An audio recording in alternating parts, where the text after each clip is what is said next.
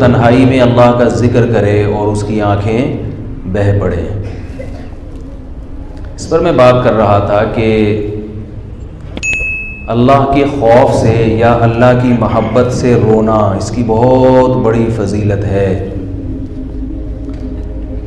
رونے کی نہیں، لوگ قوالی سن کے بھی روتے ہیں، وجد میں آتے ہیں، اس رونے کی فضیلت نہیں ہے. لوگ ویسے بھی وہ روتے ہیں بیٹھے ہوئے، تو وجہ نہیں بھی ہوتی تو رو رہے ہوتے ہیں. پوچھے بھائی کیوں رو رہا ہے، تو وجہ نہیں بتا پاتے. تو اللہ کی محبت میں یا اللہ کے خوف سے رونا اس کی بہت بڑی فضیلت ہے. بعض لوگ اللہ کے نافرمان ہوتے ہیں، گناہ گار ہوتے ہیں، کبیرہ علانیہ گناہ میں مبتلا ہوتے ہیں، وہ بھی رو رہے ہوتے ہیں بہت زیادہ ذکر اللہ کرتے ہوئے. تو ان کا رونا اس وقت مقبول ہے کہ جب ان کو اس گناہ پر ندامت ہو، یا تو چھوڑنے کا پکا ارادہ کر چکے ہوں، یا چھڑوانے کے لیے رو رہے ہوں اللہ کے سامنے. سمجھ رہے بات کو؟ اس لیے رو رہے ہوں اللہ کے سامنے کہ اللہ مجھ سے یہ گناہ چھوٹ نہیں رہا، تو مجھ سے یہ گناہ چھڑوا دے، اور میں بھی کوشش کروں گا، تو میری مدد کر. تو یہ بھی کسی درجے میں رونا مقبول ہے، کیونکہ گناہ چھوڑ تو نہیں رہا لیکن چھوڑنے کی کوشش کر رہا ہے. اور ایک رونا وہ ہے کہ گناہ کبیرہ میں مبتلا بھی ہے، اس کو پتہ بھی ہے کہ یہ گناہ ہے، پھر بھی رو رہا ہے اللہ کی یاد میں. یہ والا رونا یہ پسندیدہ رونا نہیں ہے. یہ وہ رونا ہے جو مگرمچھ کے آنسو جسے کہا جاتا ہے. پتہ بھی ہے کہ بھئی زنا بری چیز ہے، پتہ بھی ہے کہ غیبت بری چیز ہے، پتہ بھی ہے والدین کو ستانا بری بات ہے، پتہ بھی ہے کہ فحش فلمیں دیکھنا بری چیز ہے، پتہ بھی ہے کہ حرام طریقے سے اپنی خواہش کو پورا کرنا بری چیز ہے، پتہ بھی ہے کہ سود کمانا بری چیز ہے. رو رہا ہے مگر ذرہ برابر بھی اپنی اس سودی آمدن پہ ندامت نہیں ہے. ذرہ برابر بھی اپنے گناہ پہ ندامت، کوئی بھی گناہ ہے اس پہ ندامت نہیں ہے ذرہ برابر بھی، اس کے بارے میں سوچتا ہی نہیں ہے. تو یہ بالکل ایسے مثال ہے کہ جس خدا کی یاد میں، جس اللہ کی یاد میں رو رہے ہیں، تو اس کی اطاعت کی طرف توجہ بالکل بھی نہیں ہے، رو رو کے اس کو خوش کرنا چاہتے ہیں. تو یہ نہیں ہوتا. دنیا میں جو چیز نہیں ہوتی نا وہ اللہ کے قانون میں بھی نہیں ہوتی. یہ دو چیز دنیا میں جو فطری قانون ہے وہ دنیا اس کو نہیں مانتی نا، جو صحیح بات ہے تو اللہ بھی نہیں مانتے.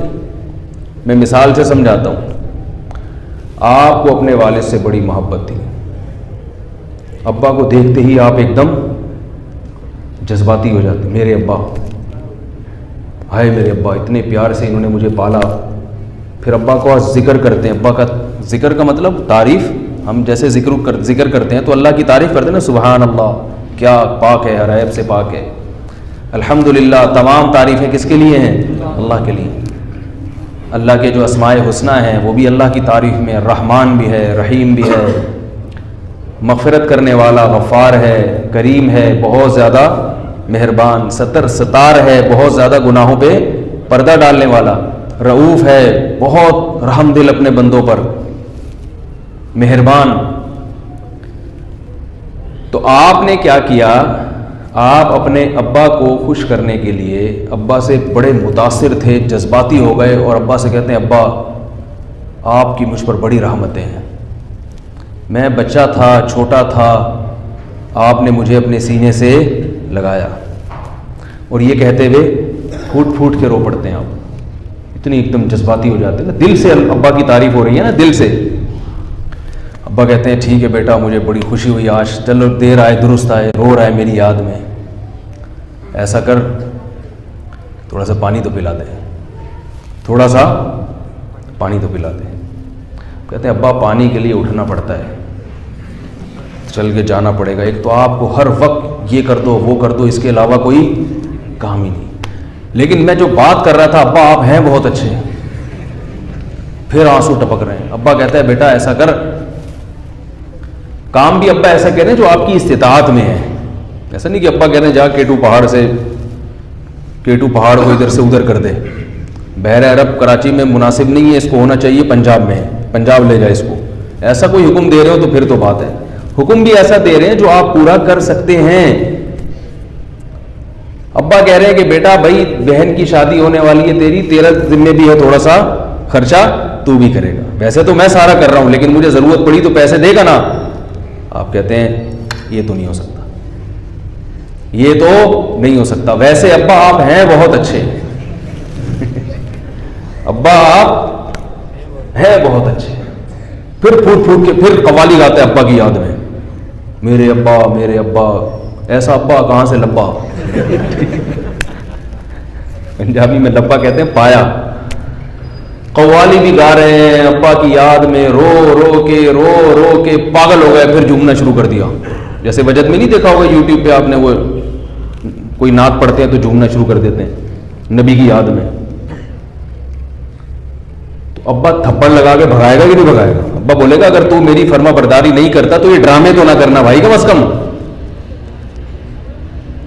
دوسرا بھائی ہے وہ بھی نہیں مانتا, اس کو بھی جب کچھ کہتا ہوں تو نہیں کرتا, لیکن یہ ڈرامے کم از کم نہیں کرتا. وہ گنہگار سمجھتا ہے اپنے آپ کو. ابا معذرت چاہتا ہوں میرے سے نہیں ہوتا, بس آپ ابا ہو, رونا وونا مجھے نہیں آتا, لیکن بہرحال میری غلطی ہے. میری غلطی ابا, میں آپ کی اطاعت نہیں کرتا, مگر میں جھوموں گا اور ناچوں گا نہیں آپ کی یاد میں, نہ میں روؤں گا. ڈرامے بازی مجھ سے نہیں ہوتی. آج بہت سے لوگ اللہ کی یاد میں روتے ہیں. حج پہ جاتے ہیں وہاں رو رو کے پاگل ہو جاتے ہیں. عمرے پہ گئے ہیں حجر اسود سے چپک کے روتے ہیں. عورتیں رو رہی ہیں حجر اسود پہ جا کے خوب پھوٹ کے حجر اسود سے چپٹنے کی کوشش میں رو رہی ہیں, مگر پردہ نہیں ہے. حجر اسود سے چمٹنا تو فرض نہیں ہے, پردہ کرنا فرض ہے. اب وہاں جا کے رو رہی ہیں اللہ کا گھر ہے, چپٹ جاؤ لپٹ جاؤ اس سے. تو بھائی چمٹ جاؤ اس سے, لپٹ جاؤ, بہت اچھی بات ہے, اللہ کا گھر ہے, مگر جس خدا کو راضی کرنے کے لیے 4 لاکھ 5 لاکھ روپے خرچ کر کے اس کے گھر میں آئے ہو, وہ کہہ رہے ہیں کہ پہلے کیا ہے, پردہ ہے. پردہ تو کر لیتی, حیا تو زندگی میں لے آتی. وہ کہتی ہے کہ اللہ یہ تو نہیں ہوگا. بلکہ عمرے پہ جا رہے ہوتے ہیں مکس گیدرنگ کے ساتھ, جوائنٹ فیملی کے ساتھ, جس میں کزن کے ساتھ بے تکلف ہوتی ہے. کوئی پردہ کزن اپنے کزن سے نہیں کرتی. ادھر ہوٹل بک کرایا ہوا ہے, ہوٹل کا کمرہ, یہاں چچزاد بھائی بھی ہے, اس کی چچزاد بہن بھی ہے, دیور بھی ہے, بھابھی بھی ہے, ایک ہی کمرے میں. اس بے حیائی کا تصور تھا. جوان بھابھی ادھر ہی, جوان دیور, ایک ہی کمرے میں 30-40 دن 20 دن گزار دیتے اکٹھے بے پردگی کے ساتھ. کزنیں اپنے کزنوں کے ساتھ گزار دیتی ہیں. کیسی وہ, میں نے بھی وہ زینب بیچاری بچی کے ساتھ جو زیادتی ہوئی نا, اس پہ میں نے ایک بیان دیا تھا. اس میں نے کہا کہ بے حیائی پھیل رہی ہے, بے پردہ خواتین بھی اس کی ذمہ دار ہیں, جو مردوں کی ہوس کو بھڑکانے کا ذریعہ بنتی ہیں. تو اس پہ بہت سے لوگوں نے نیگیٹو کمنٹس بھی کیے. ان میں کسی نے کہا کہ آنکھوں میں حیا ہو تو پھر عورت کو پردہ کرنے کی ضرورت نہیں ہے. یعنی مرد کی آنکھوں میں اگر حیا ہو تو پھر عورت کو پردہ کرنے کی ضرورت نہیں ہے. یہ جاہلوں والی باتیں ہیں, بیکار قسم کی باتیں ہیں. مرد کی آنکھوں میں جیسے حیا کی ضرورت ہے, ایسے ہی عورت کو بھی اس بات کی ضرورت ہے کہ وہ مرد کو کی ہوس کا نشانہ نہ بنے, اور مرد کو جو ہے مرد کی ہوس کا اپنے آپ کو نشانہ بننے بھی نہ دے. یہ تو فطری چیز ہے نا. جب کوئی ایسی عورت نظر آئے گی تو مرد کی طبیعت اس کی طرف مائل ہوگی, کتنا ہی نیک ہو, کتنا ہی پرہیزگار ہو. وہ مرد کی ذمہ داری بھی ہے نظر کی حفاظت کرنا. نظر پڑ جائے تو برے خیالات دل میں نہ لانا, لیکن ساتھ ساتھ عورت کی ذمہ داری بھی ہے کہ وہ پردہ کرے. تو اب کزنیں اکٹھی ہو رہی ہوتی ہیں وہاں, سفر میں بھی ساتھ. دیکھا ہے عمرے میں حج پہ لوگوں کو, بعض دفعہ ہوٹل ملتا ہے, ساتھ والے فیملی ہوتی ہے, اس میں سب اکٹھے رہ رہے ہوتے ہیں. میں حیران ہوتا ہوں, جوان لڑکی جوان لڑکوں کے ساتھ 20 دن 30 دن 40 دن اکٹھے رہ رہے ہیں. اللہ کو غصہ نہیں آئے گا؟ وہی چلو اللہ کے گھر کی زیارت کے لیے جا رہے ہو تو وہاں تو پردے کا اہتمام کرو. بھائی کزن ادھر نہیں ہوں گے, اس کمرے میں نہیں ہوں گے, ادھر ٹھیک ہے, وہاں جیسے مرضی تھے. یہاں اللہ کو خوش کرنے آئے ہیں, کم از کم جس کو خوش کرنے آئے ہو اس وقت تو اس کے گھر جا کے تو نافرمانی سے بچے انسان. گناہ کو گناہ سمجھنا چھوڑ دیا ہے. دین اور مذہب بھی ایک انٹرٹینمنٹ سا بنتا جا رہا ہے, تفریح بنتی جا رہی ہے. تو یہ بھی ایک تفریح بنتی جا رہی ہے. میرا گلا آج پتہ نہیں خشک بہت ہو رہا ہے, کوئی تھوڑا سا پانی اگر لا دیں نا, وہاں سے پیچھے جو بیٹھے ہوئے تھوڑا سا پانی لا دیں, وہ بار بار گلا خشک ہو رہا ہے. تو یہ بھی تو تفریح بن چکی ہے. میں یہ نہیں کہہ رہا کہ حج نہ کریں, عمرہ نہ کریں, تو بہت بڑی عبادت ہے اللہ کے گھر کی زیارت کرنا, مگر اس میں ساتھ ساتھ اس بات کا اہتمام کہ جس کو خوش کرنے کے لیے جا رہے ہیں وہ کن چیزوں سے زیادہ خوش ہوتا ہے. تو آپ ابا کی مان نہیں رہے اور ابا کی یاد میں روتے چلے جا رہے ہیں, روتے چلے جا رہے ہیں, روتے چلے جا رہے ہیں. اس سے بہتر وہ بندہ ہے جو ابا کی اطاعت کر لے, رونے دھونے میں زیادہ ٹائم ضائع نہ کرے. ہاں پھر اگر رونا آئے گا اطاعت کے ساتھ, وہ رونا واقعی رونا ہوگا, اس میں ڈرامے بازی نہیں ہوگی. وہ یہ رونا ہوگا واقعی اس کو اپنے باپ سے, اپنی ماں سے محبت ہے. تو اسی طرح یاد رکھیں, اگر کوئی ابا کی نافرمانی تو نہیں چھوڑتا لیکن اسے احساس ہے, ابا کے سامنے جاتے ہوئے شرم آتی ہے, اور جب ابا کے سامنے جاتا ہے تو آنکھوں سے آنسو ٹپ ٹپ گرنا شروع ہو جاتے ہیں کہ میں نے غلط کیا. یہ بھی کسی درجے میں قابل رحم ہے. اس کے آنسو بھی قبول ہوں گے اور اس کے آنسو اس سے گناہ انشاءاللہ چھڑوا دیں گے. اس کے یہ آنسو, اگر یہ سچے آنسو ہیں تو ان کے سچے ہونے کی دلیل یہ ہے کہ یہ آنسو اس سے باپ کی نافرمانی چھڑوا دیں گے.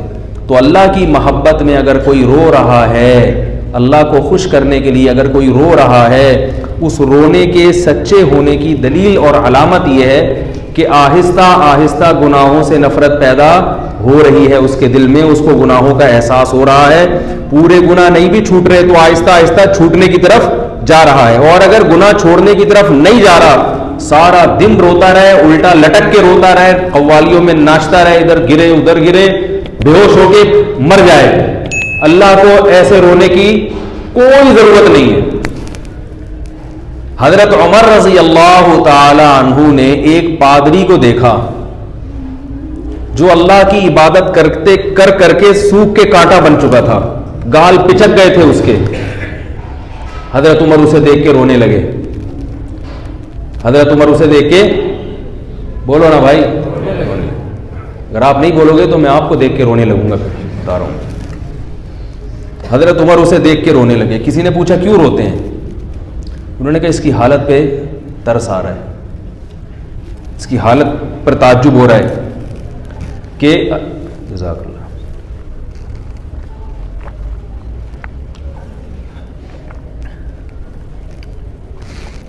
اس کی حالت پہ ترس آ رہا ہے.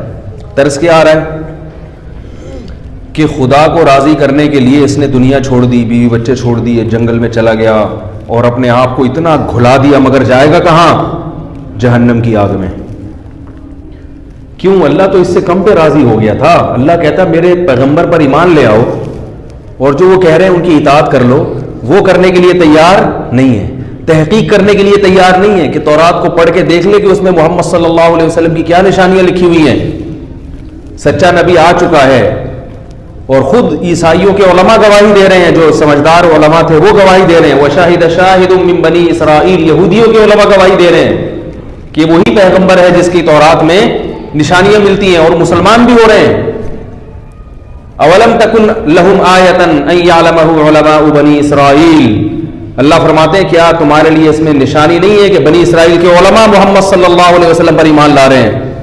اس سے پتہ چلتا ہے اہل حق علماء, ان کا عمل عوام کے لیے بذات خود دلیل ہوتا ہے, ان سے پھر مزید کسی دلیل کا مطالبہ لازم نہیں ہے اور ان کے ذمہ مزید کوئی دلیل لازم نہیں ہے. اللہ فرما رہے ہیں کہ بنی اسرائیل کے علماء, ظاہر اس سے صحیح علماء مراد ہے نا جو شہوت پرست نہیں تھے.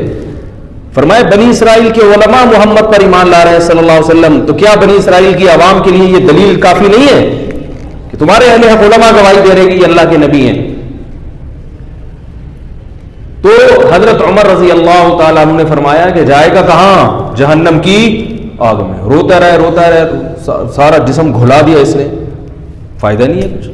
اللہ تھوڑے پہ راضی تھا کہ بھئی تھوڑا میرے طریقے کے مطابق تھوڑا کر لیتے, میں اس پہ خوش ہوں. اپنے طریقے سے زیادہ کرو گے تو میں اس پہ خوش نہیں ہوں گا, کیونکہ تم حضرت عیسیٰ کو اللہ کا بیٹا کہتے ہو, اللہ کو اس سے غصہ آتا ہے. آپ اپنے باپ کے ساتھ کسی اور کو شریک کر لو, اللہ کا کسی کو بیٹا کہہ دیا تو وہ بھی معبود ہو گیا نا, کیونکہ خدا کا بیٹا بھی تو اس میں الوہیت آ گئی نا. ایک بادشاہ کے ساتھ کسی دوسرے کو الہ بنا لیا آپ نے. آج کل عیسائی یہ کہہ رہے ہیں کہ ہم عیسیٰ علیہ السلام کو اللہ کا بیٹا تھوڑی مانتے ہیں. کوئی اس طرح کی کلپ آ رہے ہیں کہ ہم نے کب کہا کہ اللہ تعالیٰ کسی کو جنتا ہے. اللہ تو نہیں, اولاد نہیں جنتے اللہ تعالیٰ, ایسا نہیں ہے. اللہ تعالیٰ, یہ جو عیسائی ہے نا, یہ حضرت عیسیٰ کو, ان میں سے بہت سے یہ تو مانتے ہیں کہ اللہ نے جنا نہیں ہے, مگر یہ کہتے ہیں اللہ نے آپ کو اپنا بیٹا بنا لیا ہے. پھر اس پر سوال پیدا ہوتا ہے کہ جو جس کو بیٹا بنایا جائے وہ حقیقت میں بیٹا ہوتا نہیں ہے. بیٹا بات سمجھ میں آ رہی ہے آپ لوگوں کے؟ ہے بھائی, جس کو حقیقت میں بیٹا نہ بنایا جائے تو وہ تو منہ بولا بیٹا ہوتا ہے نا, حقیقی تو نہیں ہوتا. تو ہم کہتے ہیں چلو اللہ نے اگر محبت میں اپنا بیٹا قرار دے دیا تو حقیقی بیٹے تو نہ ہوئے نا. محبت کی وجہ سے اگر کسی کو بیٹا کہہ دیا جائے تو وہ تو پھر جو بھی محبوب ہوگا اس پر یہ اطلاق جائز ہوگا. یہ حضرت عیسیٰ کی کیا خصوصیت ہوئی پھر؟ تو وہ کہتے ہیں نہیں, یہ مجازن بیٹا نہیں ہے, ہیں حقیقی بیٹے لیکن جنا نہیں ہے. تو یہ عجیب سی چیزیں ہیں. جب بھی آپ باطل کی طرف جاؤ گے نا تو کہتے ہیں نا ایک جھوٹ چھپانے کے لیے 100 جھوٹ بولنے پڑتے ہیں. تو ایک غلط عقیدہ اگر آپ گھڑتے ہو تو اس غلط عقیدے کو صحیح ثابت کرنے کے لیے کچھ مزید غلط فلسفے فرض کرنے پڑتے ہیں.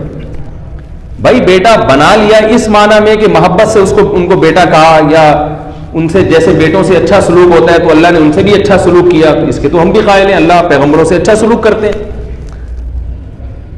تو وہ تو جو بھی پیغمبر ہے, موسیٰ علیہ السلام سے بھی اللہ کو محبت تھی, ابراہیم علیہ السلام سے بھی تھی. زیادہ سے زیادہ آپ یہ کہہ سکتے ہیں عیسائیوں کے مطابق کہ عیسیٰ علیہ السلام سے سب سے زیادہ تھی.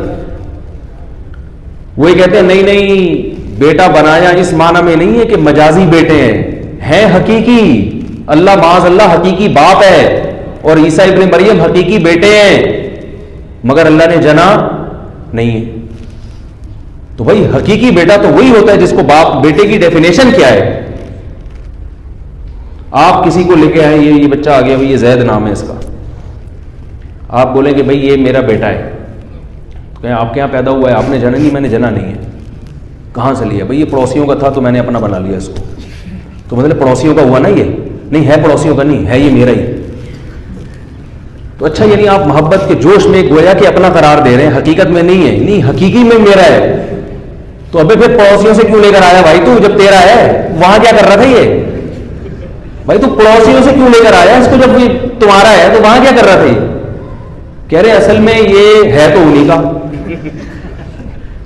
تو جب ان کا ہے وہ تمہارا نہیں ہے, تمہارا ہے تو ان کا نہیں ہے. عیسیٰ علیہ السلام اگر بغیر باپ کے پیدا ہوئے تھے تو ان کا کوئی باپ نہیں ہے, اور اگر باپ کی وجہ سے پیدا ہوئے تھے تو وہ باپ کہاں ہے؟ وہی ہوا نا جس نے جنا ہے. ہم تو کہتے ہیں عیسیٰ ابن مریم کو حضرت مریم نے جنا ہے, باپ نے جنا ہی نہیں ہے, باپ تھا ہی نہیں ان کا. اللہ نے اپنی طاقت اور قدرت سے اپنے کلمے سے ان کو پیدا کر دیا. ان کو کلمہ کن کی طاقت سے. کلمے کا مطلب یہ نہیں کہ اللہ کا کلام مجسم ہو کے آیا, یہ بھی عیسائی کہتے ہیں.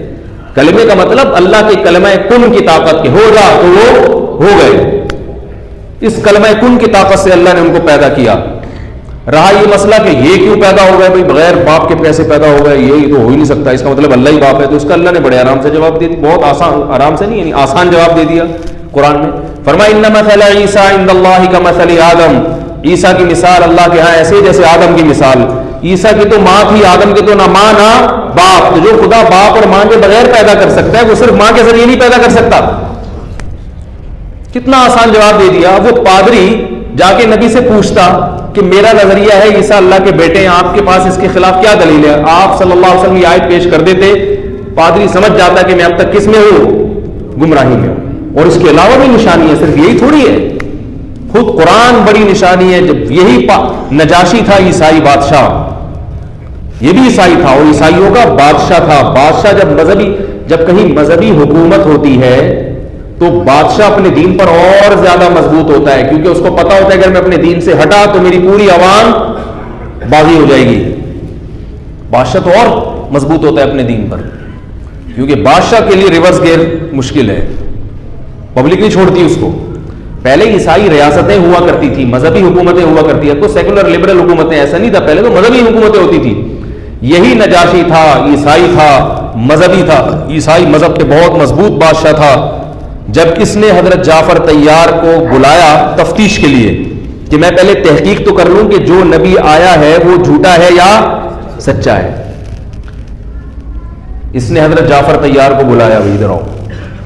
سوالات پوچھنا شروع کیے، کیونکہ عیسائیوں کا عقیدہ ختم نبوت کا نہیں تھا. 600 سال تک عیسائی انتظار کرتے رہے ہیں کہ کوئی نبی آئے گا،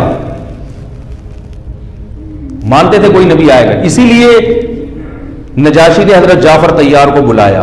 اگر نجاشی کا عقیدہ ختم نبوت کا ہوتا تو جعفر طیار کو بلا کے تحقیق کرتا، فوراً اپنی عدالت میں مقدمہ چلا کے کافر قرار دے دیتا، جیسے ہم نے قادیانیوں کو کافر قرار دے دیا ہمارے اکابر نے، بزرگوں نے. نجاشی جو تھا، نجاشی نے حضرت جعفر طیار کو بلایا.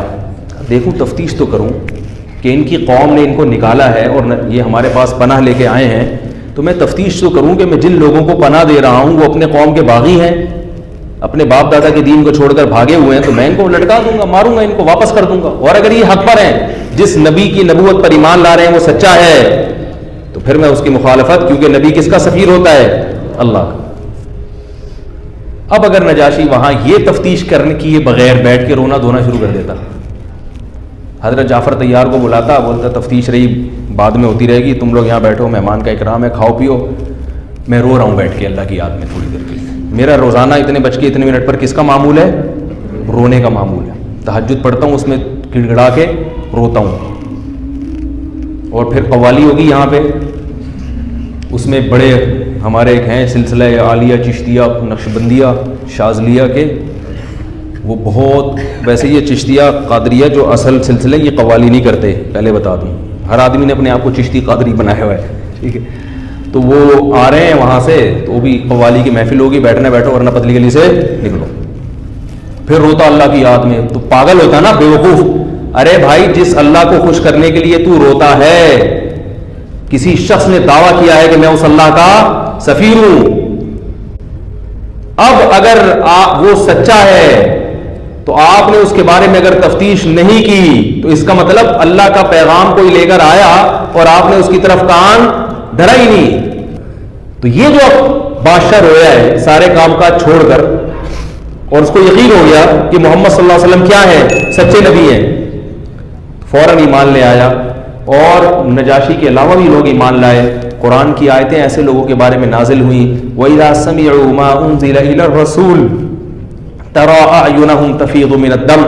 فرمائے ان عیسائیوں میں، عیسیٰ ابن مریم کے فالوورز میں، ان کو ماننے والوں میں ایسے لوگ بھی ہیں، ایسے اچھے لوگ بھی ہیں کہ جب اللہ کا کلام ان پر پڑھا جاتا ہے، تَرَىٰ أَعْيُنَهُمْ تَفِيضُ مِنَ الدَّمْعِ، کہ تم دیکھو گے کہ ان کی آنکھیں آنسوؤں سے بہتی چلی جا رہی ہیں. دیکھو کیا عجیب مبالغہ ہے. اللہ نہیں فرمایا کہ آنکھوں سے آنسو بہ رہے ہیں، آنسوؤں میں آنکھیں بہ رہی ہیں.